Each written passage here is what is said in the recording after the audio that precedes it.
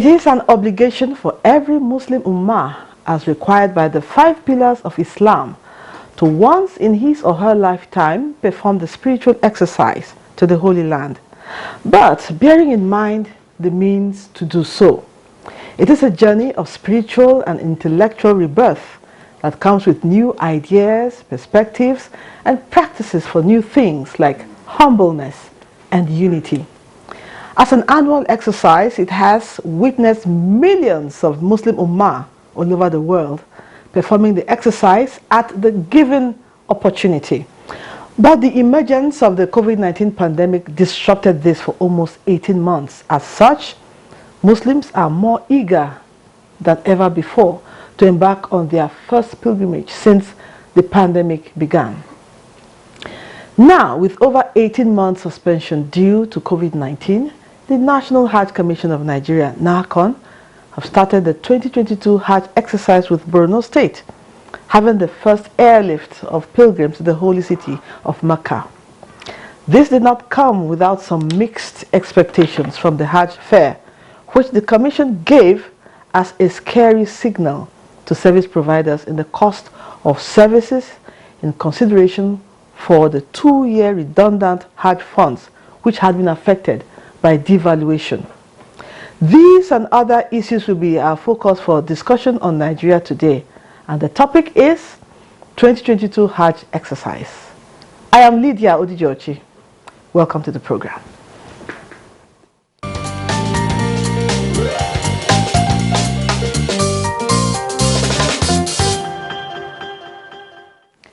With me in the studio is the Chairman and Chief Executive Officer of the National Hajj Commission of Nigeria, NAHCON, Alhaji Zikrullah Kunle Hassan. Thank you for joining us. Assalamu alaikum. All right. Also in the studio with me is Abdullahi Magaji Hardawa, Commissioner in charge of operations, NAHCON.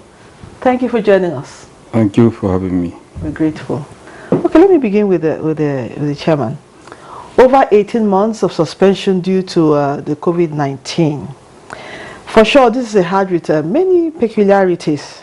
I'm sure you agree with me. Sure. Acknowledging that it's an annual exercise, arrangements would have reached a climax now, this time around. But just having a handful airlifted to the Holy Land, and as NAHCON's chairman, how do you see the process? Would it be without difficulties, especially after such a long time? Well, I thank you for having us here at this moment. To Nigerian at home, I say a good evening. Well, in answering your question, I think we must agree that there are challenges. Okay. I would rather put it as challenge than difficulties, in the sense that there are new innovations, new issues that are just coming up. A good example is the fact that every person who wants to do the pilgrimage must be vaccinated. Okay. The second important one is that you must also do the PCR or COVID test, as we know, before you travel.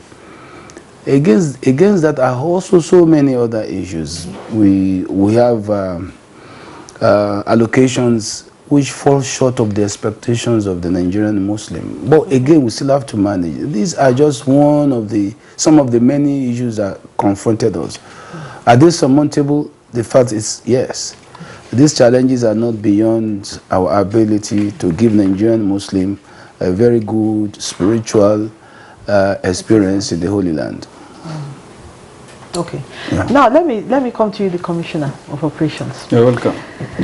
Looking at the services to be provided for the pilgrims, considering the 2-year redundancy, like the Hajj funds which have been affected by devaluation, what is the Commission doing to cushion this and make things easier or fair for the pilgrims? Well, Alhamdulillah, true enough, there have been so many intended pilgrims who left their monies with the various state agencies over the years, for one reason or the other.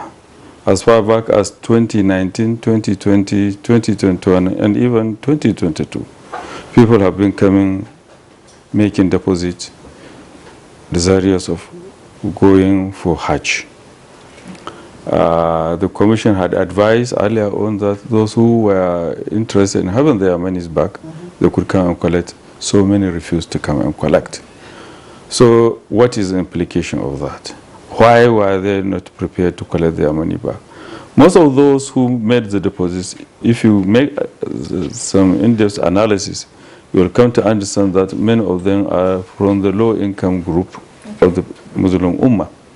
And therefore, they have a feeling that probably when they collect the money back, they will have to say bye-bye to their hope of going for Hajj. So they invariably left the money with those state agencies. All right, they left the money, but we are all aware of the global inflation. This is a trend that is happening all over the world, including Nigeria. Money left to as far back as 2019. Clearly, the value at that time is no longer the same as today. What it could buy 2019 could hardly buy the same thing this time around. So clearly, they lost value. The commission, the act establishing the commission, made a provision for Hajj savings scheme. Okay. The intention here basically is to give opportunity for Nigerians of whatever status, small timers, big timers, in the business, in the farming industry, all these, to be able to save gradually up to the time they will be able to make it for Hajj. So, before the conception of this idea, we are aware that so many people often liquidate their businesses. Some sell their farms, their livelihood, to save for Hajj. When they come back from the Hajj, they are out of business. This is not acceptable. So the idea of this Hajj savings scheme is to give everybody the opportunity to gradually save to perform the Hajj. Okay. All right? When this idea was conceived, it was done in good faith, and it had been in the act. Their predecessors, they all tried their best to ensure that they implement this, but somehow, as it had been, they were not so lucky enough to bring it off the ground until the current board comes on board. So under his leadership, we were able to face the issue squarely. And alhamdulillah, we have succeeded not only in launching the scheme, but we have made appreciable progress. All right? The intention here, it will, beside inculcating the culture of saving, it will also give the opportunity for those who are depositing their money to earn rather than to lose the value of their deposits. Okay. All right? And when they earn, they will be able to also gradually be able to perform Hajj. All Muslims, they believe, whatever you do is judged by your intention. So the moment you register or you enroll to be an intended pilgrim, by the grace of Allah subhanahu wa ta'ala, you are an intended pilgrim.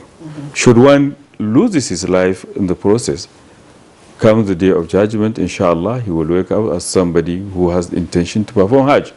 And Allah will reward him accordingly.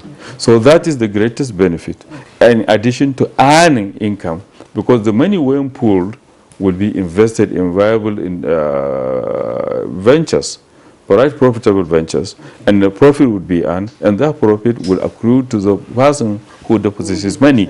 So he would be earning in addition to that. So that was what we had as a long-term intention, to bring it, or to make Hajj as seamless as possible, and also give the Hajj managers across from the state to the national level the opportunity to effectively plan for Hajj. Before now, or up to this moment, I would rather say we are making things rather haphazardly, unplanned. For example, if a state, the chief executive of a state agency does not know at a particular point in time how many intended pilgrims has he. He does not know. So also that state, so also the other states. Cumulatively, the National Hajj Commission of Nigeria also does not know the number of pilgrims are intending for a particular year. This is not good enough. No. So an airline, for example, if they are assigned to airlift pilgrims for a particular state, does not know the number of pilgrims they are to airlift, invariably they will not be able to assess the kind of aircraft to deploy for the operation. Okay, let me stop you there. Okay. And hear from the chairman. Talking about comfort for Nigerians, that's accommodation.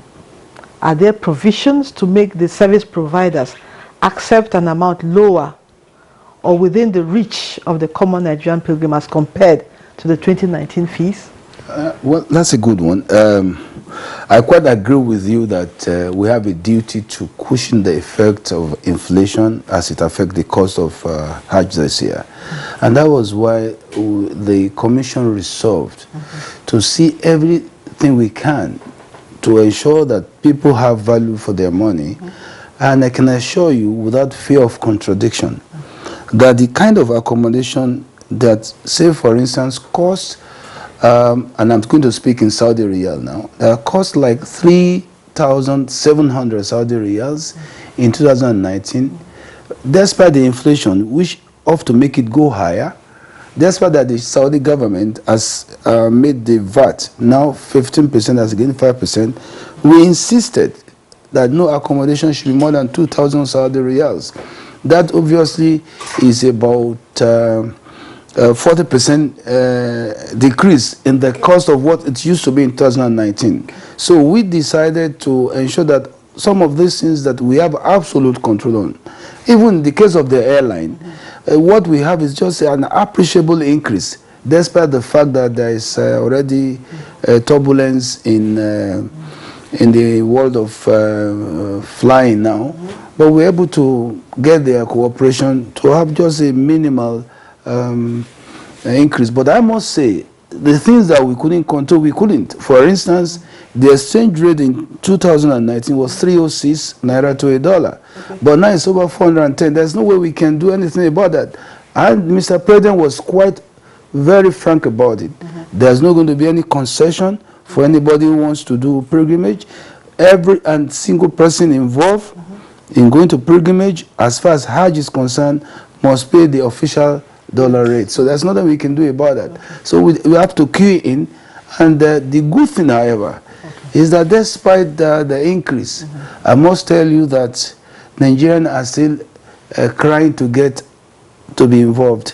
If we get the double of what we get as an allocation from Saudi Arabia this year, it will still not be enough. We have to tell people, yes, that's to be honest, we have to tell people, sorry, next year is around the corner. If we live long enough, you can still go. Okay, that leads me to my next question before we go on a break. By the way, how many Nigerians are allowed to perform the 2022 Hajj exercise from Nigeria? Now, this year from Nigeria is 43,008. Very small, I must say, but still, we're the 5th largest contingent in the entire world.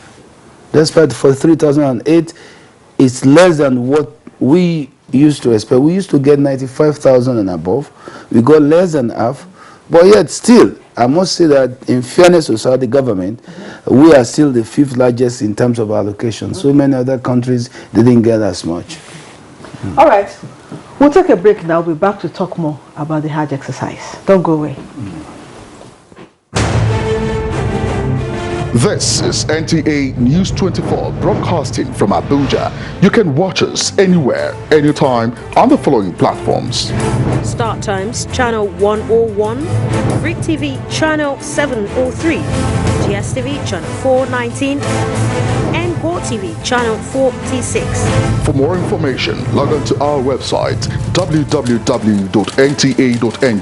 or join us on our social media handles, Facebook at NTA News 24. For comments, suggestions and inquiries, send an email to news24@nta.gov.ng or call us on the following numbers.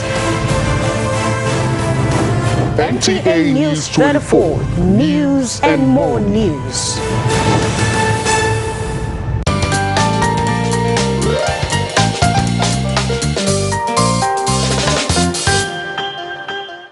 Welcome back. The program is Nigeria Today. We are discussing the 2022 Hajj, and my guests are, my guest is the chairman and the chief executive officer of National Hajj Commission of Nigeria, NACON, Alhaji Zikrullah Kunle Hassan, and also the commissioner in charge of operations, NACON, Abdullahi Magaji Hardawa. Okay, let me ask you this. Talking about the quota allocated to Nigeria, will the number of applicants not be overwhelming bearing in mind this year's the exercise had been suspended for 2 years, about 2 years. Yes, you are very correct. The fact that Hajj for external pilgrims has been suspended for 2 consecutive years. That makes it possible for people to, for the number of people intended to go to be so many, more than we thought it could be, taking into consideration that, as the chairman has mentioned, there has been some global inflation all over. Saudi Arabia has jacked up its taxes, so yeah, from VAT from 5% to 15% suddenly, and in response to economic turbulence arising from COVID-19, of course, pandemic. And some subsidies on utilities have also been withdrawn. All these indicate or culminated into high cost of living in Saudi Arabia. Costs of goods and services have tremendously increased. All right, back here in Nigeria, we are also battling with inflation. Yes. And the cost of dollar to naira has drastically changed, as pointed out by the chairman. All these are indicators that the cost of Hajj would naturally be very high. It is for this reason the Commission realized that there was need to sensitize the general public to appreciate the fact that things are no longer the same. Those who deposited money or have paid for fare last year or 2 years earlier and have not gone for Hajj and have not collected their money, let them feel comfortable that they have paid for fare for 2022. So we sensitize them to appreciate the realities on ground, so much so that those who are really intending to go should find or start making means to meet up whatever it could be.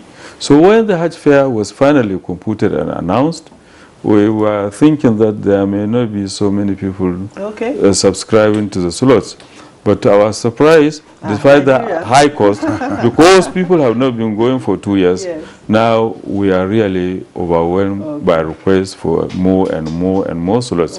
As he rightly pointed out, even if we had been given 3 times what we have been given, people would still ask so the slots would have been oversubscribed as well. So this is a very big challenge to us. Challenge in the sense that both here in Nigeria and in Saudi Arabia, there is escalation in the prices of goods and services. Those going there now, they will go with the same amount of money they used to carry. That's the BTA. That's what they will use for their subsistence while there. It remains the same, even though there has been inflation even over there. So therefore, we are really drawing the attention of those who are on the journey to be aware of this and make the best use of whatever they have. Otherwise, they will easily fall into a situation that will be so pitiful. Okay, Chairman, let me ask you, is there any arrangement for Nigerian pilgrims to pay less for accommodation, even though it's supposed to cost more? And due to the fact that the new policy of 4 people in a room. Yeah, I've said it earlier, and I said accommodation average used to be 3,700 Saudi riyal. That's about $1,000 per person in Makkah. We have succeeded in bringing it down by 40% decrease. We have succeeded in that. But permit me to use this opportunity to tell Nigerian Muslims who still looking forward to go to Hajj, if by now you have not been registered to go, please, I will advise that you think against next year, because like the Commission of Operation rightly said, we are so much overwhelmed by requests from center, right and left. And the truth is that we have already started the operation. People are already going. So if your chance is not this year, I will advise you, please wait for next year, because the states, the local government, the people high and low in society are really bombarding us on a minute-by-minute basis, requesting that they still want to go. And I think this is an opportunity for us to tell Nigerians who are not opportune to just pay for Allah to give them the life for next year. Then I think it will be their chance. And I will advise such people to, if they want to, and that's their choice, to keep their money with their respective state agency, because we have maintained the position that it is first come, first serve. Okay. So those who, so if I were you and you are not opportune this year, and you still insist that Allah should be able to call you next year, it's better to put your money down and keep on monitoring your number on the queue. Okay. We don't know what's going to happen next year, but we wish for the best. We wish for the best. I was going to ask you that, Yeah. whether I was going to be on first come, first serve basis or other arrangements. Okay, let me ask the Commissioner of Operations. Should all intending pilgrims who have paid for Hajj expect to be allocated soon, or would they have to wait longer? Well, payment is different from deposit. Okay. People have been depositing their money with the intention of going for Hajj at a particular point in time. Payment is when the fare is computed. And in competition, you take all variables, or so many factors into consideration. The cost of feeding, accommodation, air transportation, and the likes, before you come up with the fare. So those who have been deposited, you give them opportunity to level up, to make up from what they have deposited to what is actually due to be paid. So the fare to be paid is always coming after competition. So those who are able now to meet up, then they have paid for it, and they are the ones that will be considered for the Hajj. Okay, now, Chairman, those intending pilgrims who have not been vaccinated or fully vaccinated, what is their plight? No, they are not intending pilgrims. For you to be an intending pilgrim, it's sine qua non that you must be vaccinated. By vaccination, I'm saying that you must have either the 1 dose of the one required or the 2 doses of the other required. That is a condition for you to actually get visa. Once you are not vaccinated, there's no way you can get visa. The system through which visa is processed require your vaccination card. It must pass through the system, because the visa is processed through electronic. Okay. So your yellow card, your vaccine card must be there. In addition to the fact that when you are about to travel, you must have your PCR test. So once somebody is not vaccinated, we advise him, go for vaccination, wait for next year. Okay. Now, any advice you have, any more information you need to pass across to intending pilgrims? Well, what I would rather say, those who are asking for opportunity to buy Hajj seats to go, desperation is not relevant here. You are going for a religious activity and an act of worship, and Allah knows your intention. So if you intend to go, you are unable to secure a slot to go, there is no qualm about it. Allah knows better. Wait until when it is time, then you will go, inshallah. That is one. So all those who are just bothering themselves that they must get a slot by hook or crook or anyhow, that desperation is un-Islamic, right, in my opinion.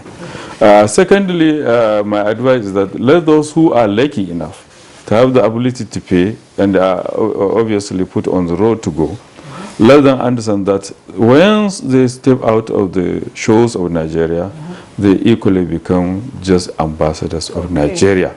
And therefore, the extent to which they conduct themselves will determine the reputation and the image of the country. Therefore, they are not ordinary Nigerians, they are ambassadors of Nigeria once outside the shores of Nigeria. So we request them, we appeal to them to conduct themselves in a manner that will dignify the image of Nigeria. Okay. Finally, from the chairman, any assurances towards Nigerian pilgrims? Yeah, we assure Nigerian pilgrims that this year will be good. But I need to inform Nigeria of one thing which is key. Since the assumption of office of Mr. President, he has made it very clear that the Nigerian Treasury will not sponsor Hajj operation. And people need to know this in case they don't know, that the federal government of Nigeria does not sponsor Hajj operation at all. That is the policy of Mr. President, that Hajj, for you to go, is a personal affair. So even the National Hajj Commission, don't come here for your operation money. The president is very specific on that. I think I need to let Nigerians know this. But for assurance, we have done our best. to ensure that the pilgrimage is something that it will be enjoyed both spiritually as well as socially. And like my colleague, the Commissioner of Operations said, please, when you are going, you are representing the entire country called Nigeria. When you get there, you must be humble. Don't say because you're a big man here. Once you pass the shores of Nigeria, you're just a commoner, and let them know that. All right. Well, that's it on Nigeria Today, and my guests have been the Chairman and Chief Executive Officer of the National Hajj Commission of Nigeria, NACON, Alhaji Zikrullah Kunle Hassan. Thank you for coming. My pleasure. And Abdullahi Magaji Haldawa, Commissioner in charge of Operations NACON. Thank you so much for your time with us. Once more, thank you, please. Thank you. You can watch these and other episodes of Nigeria Today at www.youtube.com/NTA News 24 Hub. Thank you for watching. I'm Lydia Ojijochi. See you next time. Bye-bye.